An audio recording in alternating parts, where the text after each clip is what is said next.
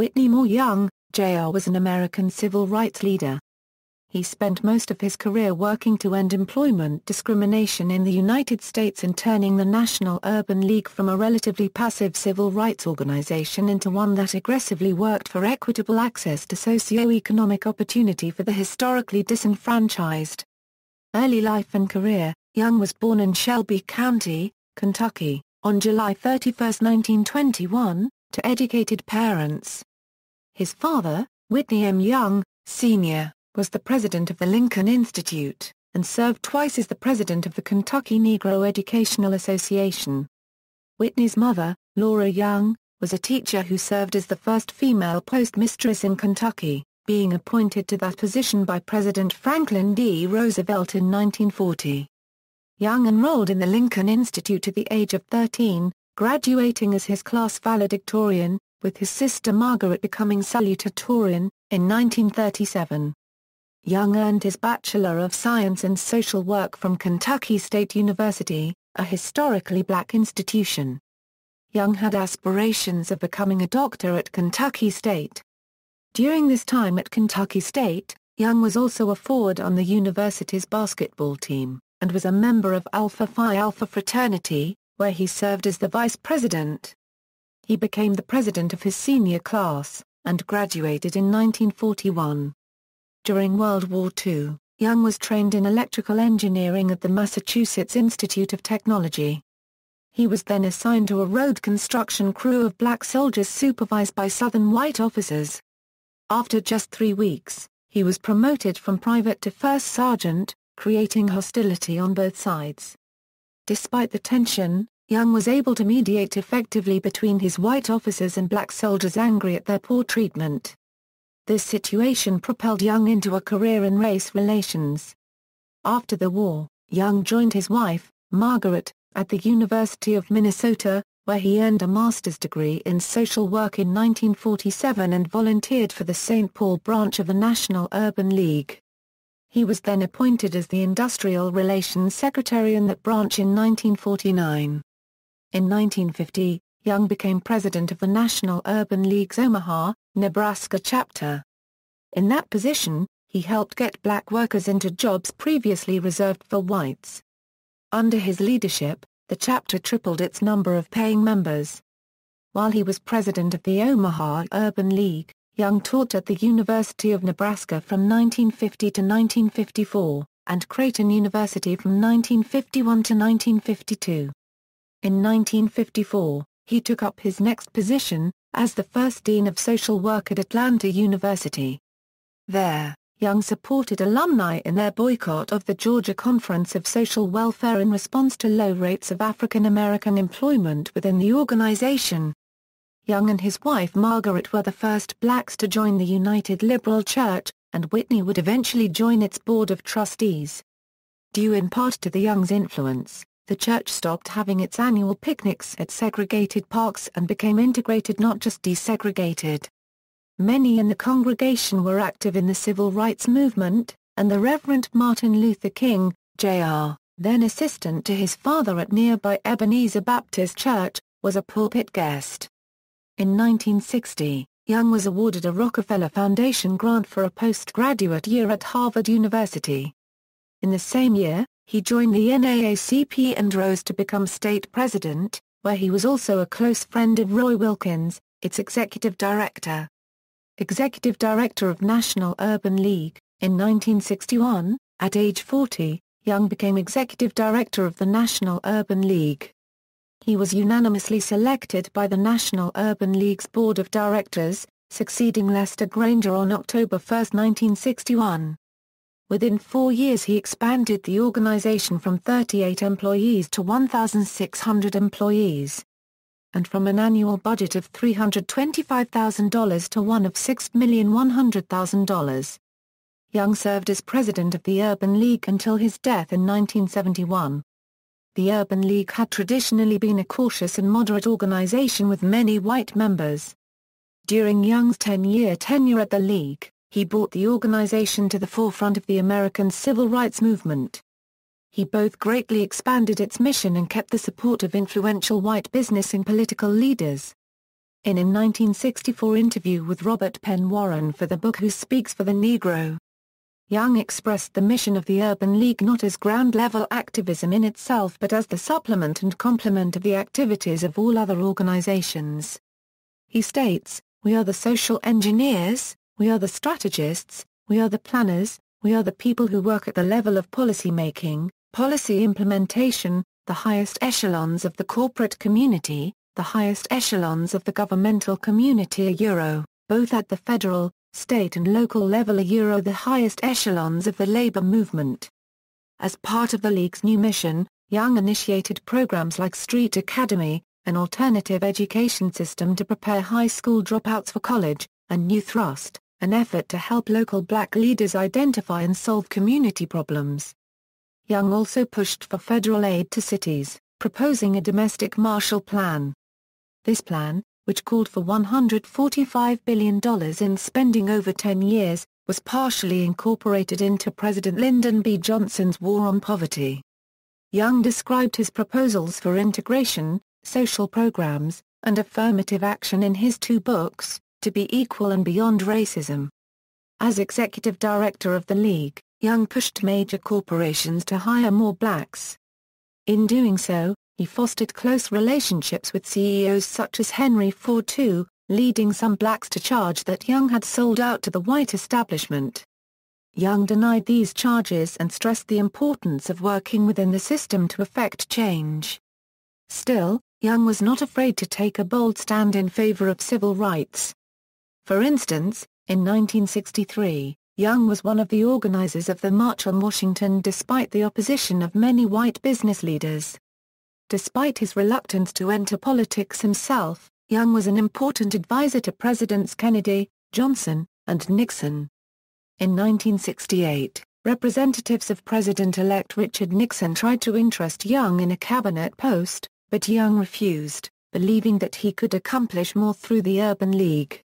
Young had a particularly close relationship with President Johnson, and in 1969, Johnson honored Young with the highest civilian award, the Presidential Medal of Freedom.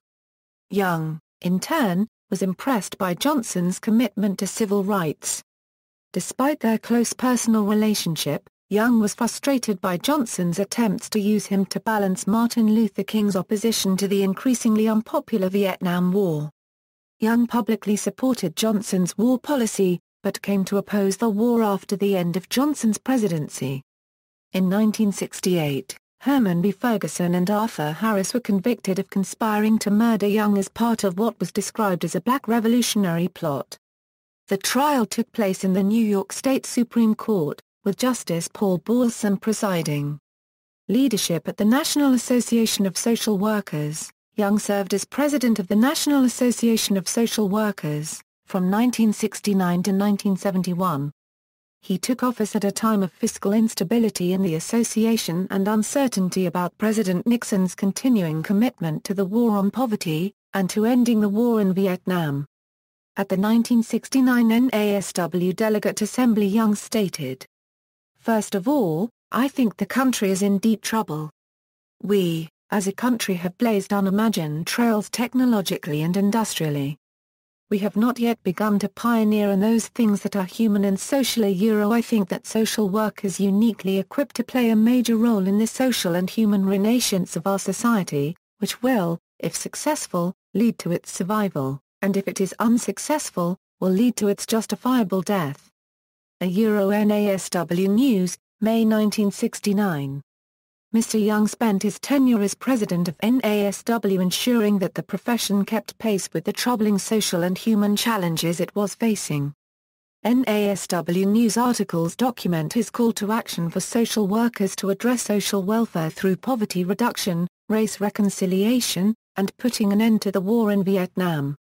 In the NASW News, July 1970, he challenged his professional social work organization to take leadership in the national struggle for social welfare. The crisis in health and welfare services in our nation today highlights for NASW what many of us have been stressing for a long time: inherent in the responsibility for leadership in social welfare is responsibility for professional action. They are not disparate aspects of social work but merely two faces of the same coin to be spent on more and better services for the people who need our help. It is out of our belief in this broad definition of responsibility for social welfare that NASW is taking leadership in the efforts to reorder our nation's priorities and future direction, and is calling on social workers everywhere to do the same. The NASW News, May 1971, tribute to Young noted that as usual Whitney Young was preparing to do battle on the major issues and programs facing the association and the nation. And he was doing it with his usual aplomb, dapper, self-assured, ready to deal with the power people to bring about change for the powerless. Mr. Young was also well known in the profession of social work for being the Dean of the School of Social Work at Clark Atlanta University, which now bears his name. The school has a solid history of social work, graduating leaders in the profession and having created and founded the Afrocentric perspective of social work, a frequently used theory practice in urban areas. In his last column as president for NASW, Young wrote, "Whatever we do we should tell the public what we are doing and why. They have to hear from social workers as much as they hear from reporters and government officials."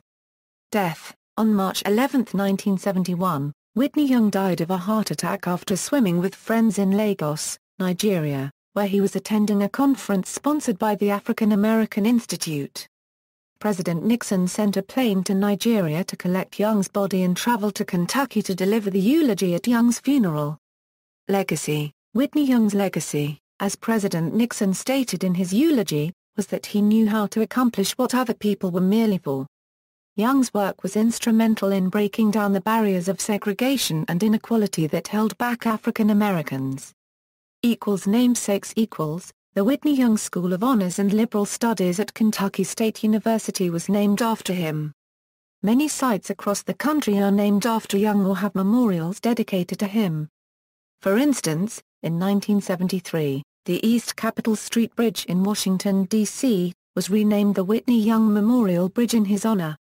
Young's birthplace in Shelby County, Kentucky is a designated National Historic Landmark, with a museum dedicated to Young's life and achievements. Young was honored on a United States postage stamp as part of its ongoing Black Heritage series. Clark Atlanta University named its School of Social Work, where Whitney Young served as dean, in Young's honor. The Whitney M. Young School of Social Work is well known for founding the Afrocentric perspective of social work. The Boy Scouts of America created the Whitney M. Young Jr. Service Award to recognize outstanding services by an adult individual or an organization for demonstrated involvement in the development and implementation of scouting opportunities for youth from rural or low-income urban backgrounds. In 1973, the African American MBA Association at the Wharton School, University of Pennsylvania held its first annual Whitney M. Young Jr. Memorial Conference. After 38 years, the Whitney M. Young Jr. Memorial Conference is the longest student-run conference held at the Wharton School. Schools named after Young include Whitney Young High School in Chicago, Whitney M. Young High School in Cleveland, Ohio and Whitney M. Young Elementary in Dallas, Texas. Quotes, "Every man is our brother, and every man's burden is our own. Where poverty exists, all are poorer. Where hate flourishes, all are corrupted. Where injustice reigns, all are unequal." In movies, the documentary, The Power Broker, Whitney Young's Fight for Civil Rights, directed by Christine Calafian and Taylor Hamilton, chronicles Young's rise from segregated Kentucky to the national movement for civil rights. The film includes archival footage, photos, and interviews compiled by Young's niece, award-winning journalist Bonnie Boswell Hamilton. Interviews include Henry Louis Gates, Jr., Ossie Davis, Julian Bond, Roy Innis, Vernon Jordan, Donald Rumsfeld, and Dorothy Heights. See also, List of civil rights leaders, Big Six, Civil Rights Movement in Omaha, Nebraska. References. Further reading, Williams, Rudy. Whitney M. Young Jr. Little-known civil rights pioneer. Doody News. Retrieved February 25, 2015. External links. Whitney M. Young Birthplace, Whitney Young's Gravesite, Whitney M. Young Memorial Conference at the Wharton School of Business, Oral history interview with Whitney Young, from the Lyndon Baines Johnson Library, One Handshake at a Time documentary website, Whitney M. Young, Jr., Civil Rights Leader retrieved from Louisville Life.